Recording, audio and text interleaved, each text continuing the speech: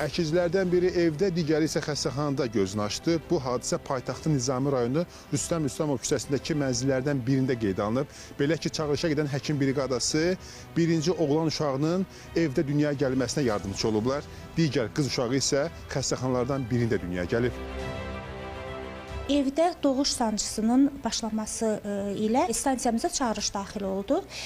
Dərhal çağırış yerinə getdik briqadamızla və getdik orada həqiqətən də doğuş prosesinin başlandığını gördük. Mən doğulan uşağa nəzarət məqsədi ilə stansiyamızın pediatr həkimi Günay Abdullayevanı dəvət elədim ünvana və yaxınlarının verdiyi məlumata görə xəstə əkiz hamilədir. Dərhal doğuş prosesinin başa çatması üçün xəstəyə yardım elədik. Oğlan uşağı dünyaya gəldi. 2 kilo 400 ağırlığında. Uşağa ilkin yardım olunduqdan sonra ana və uşaq Sabunçu Tibb Mərkəzinin doğum şöbəsinə təxliyə olundu və orada da ikinci uşaq, qız uşağı dünyaya gəldi. Sizin bu fəaliyyətiniz dövründə ilk belə hal, yoxsa belə hallar olurmu? Bəli, belə hallar bizdə çox olur və hər dəfə də çalışırıq ki, kömək eləyək.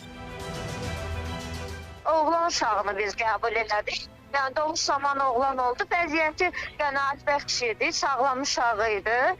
Düzü ilkin olaraq asfiksiya ilə doğulmuşdu.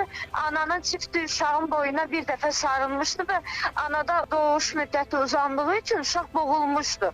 Yəni asfiksiya baş vermişdi. Daha sonra biz onu təmizləyib özünə gətirib normal vəziyyətə gətirdik. Bəliyib xəstəxanaya aparıb təhvil verdik. Orada da həkimin baxışı zamanı uşağın vəziyyəti normal idi. Yəni birinci uşaq dünyaya gələndə, yəni ikincinin olacağı da gözlənilir də. İkincisi bəli olacağı gözlənirdi. Sadəcə ana həm gücsüz olduğu, həm halsız olduğu göz önünə alınaraq biz ona yardım etməyə çalışdıq. Lakin ana heç cürə yəni ki, bildirdi ki, sancısı gəlmir. Biz ona görə xəstəxanaya onu hospitalizasiya edərdik və orada da məlum oldu ki, ikinci uşaq qız uşağı sağrı gəlişi ilə gəlir. Ona görə anada sancı verilir. Yəni ehtimal edildi ki, orada kəsir əməliyyatı həyata keçirsinlər. Çünki anada sancı yox idi.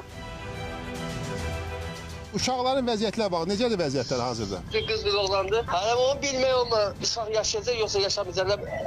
Şeydədir, şübhə bəttindədir. Şu an birinin yaxşıdır, birinin biraz ağırdır.